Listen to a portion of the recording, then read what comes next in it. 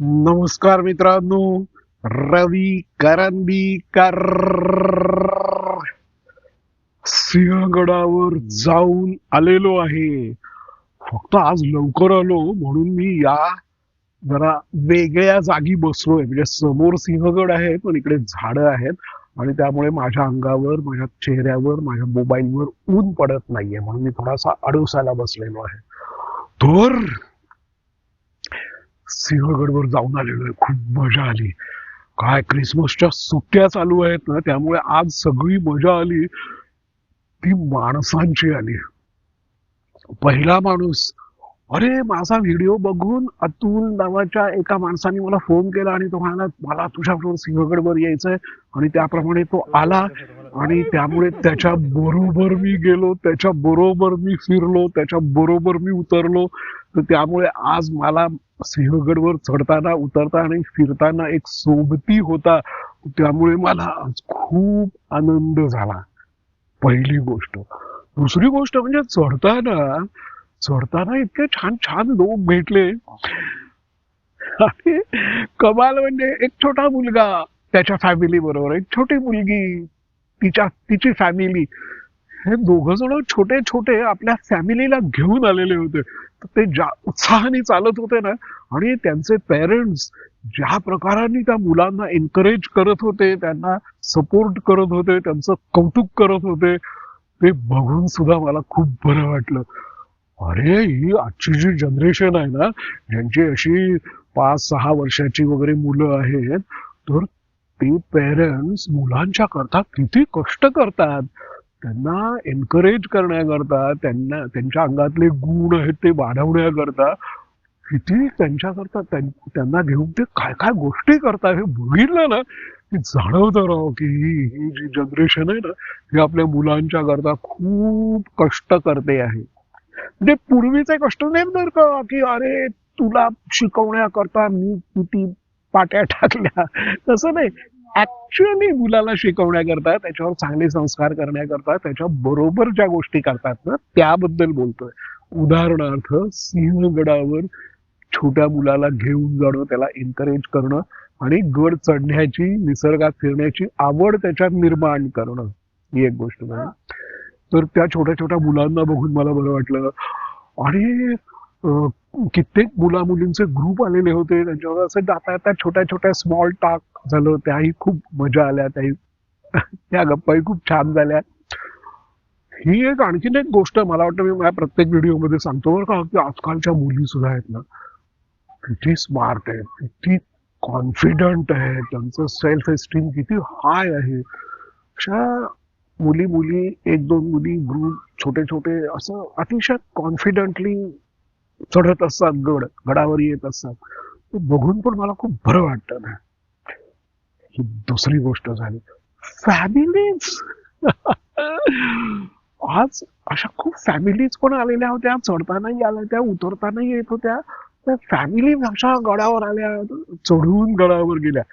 म्हणजे पिकनिक करण्याकरता कारनी गेल्या आणि वर गडावर फिरल्या तरी मला आनंद होतो. पण पर्टिक्युलरली पायथ्यापासून, अतकरवाडी पासून पुढे दरवाजापर्यंत चढून जायचं आणि उतरायचं, अशा करणाऱ्या ज्या फॅमिलीज आहेत ना, त्या बघितलं की मला खूप बरं वाटतं.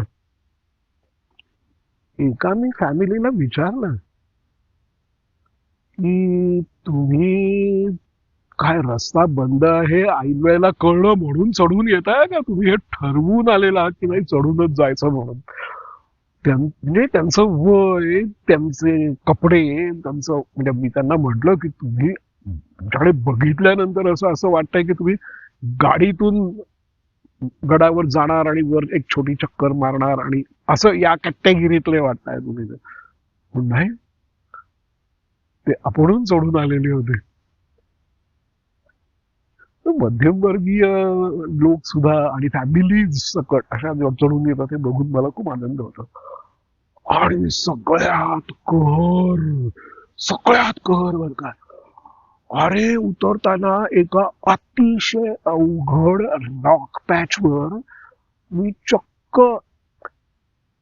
8-10 आंधळ्या लोकांचा ग्रुप तो अवघड रॉक पॅच अतिशय सहज, अतिशय कॉन्फिडेंटली चढून येताना बघितला. ते बघून तर माझे डोळे फिरले.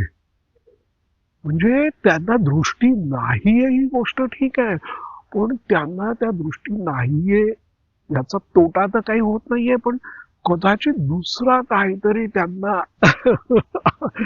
अवयव आहे की ज्याच्यामुळे त्यांना ऍक्च्युअल काय पायाखाली आहे याची जाणीव होते. हात न टेकता बरं का, किंवा आपण रस्त्याने बघतो ना की रस्त्याच्या कडेने चालणारा अंधारा माणूस काठी टेकत टेकत जातो, मग त्याला इथे फुटपाथ आहे असं कळतं किंवा गटार आहे असं कळतं.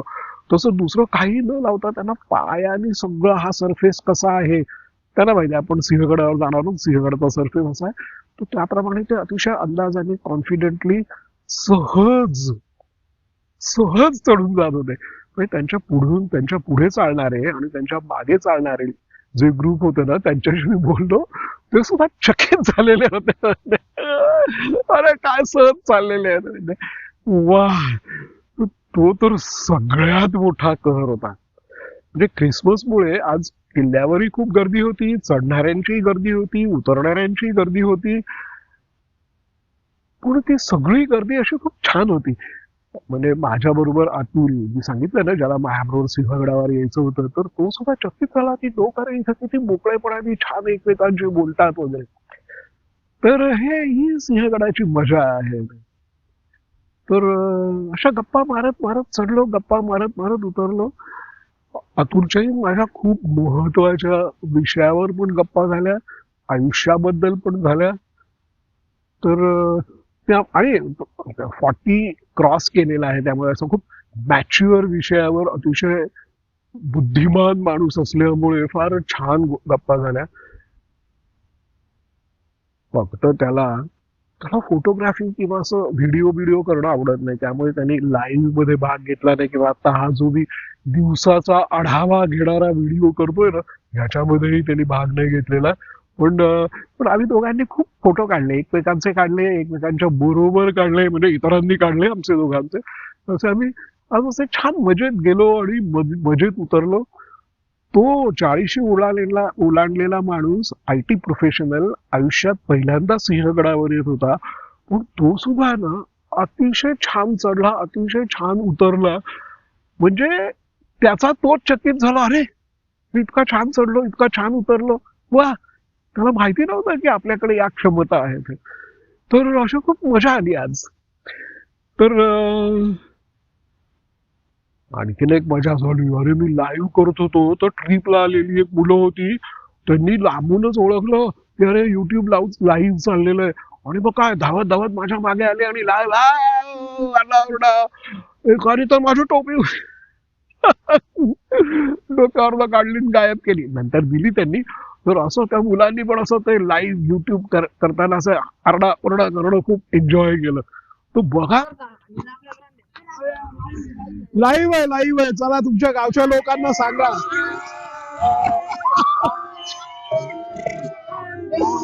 अरे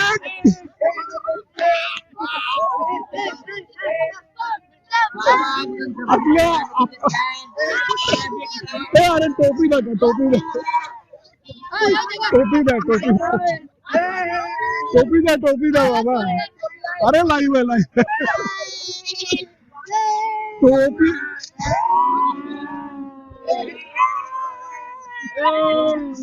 कुठलं गाव? हा, म्हणजे की महाराष्ट्रातल्या दूर दूरच्या खेडेगावामध्ये सुद्धा हे युट्यूब लाईव्ह, युट्यूब शॉर्ट्स, हे सगळं व्यवस्थित जाऊन पोचलेलं आहे. आणि त्यांना ते अजिबात परक वाटत नाही, त्यांना ते आपलं वाटतं, आपल्या नॉर्मल डेली लाईफचा पार्ट वाटतं. किती चांगली गोष्ट आहे ना. तर अशी आज खूप मजा आली. वा, चला ठेवतो मी, लवकर आलेलो आहे, लवकर घरी जातो. अतुल मला त्याच्या गाडीतून सोडणार आहे. चलो मग, बाय, येतो मग.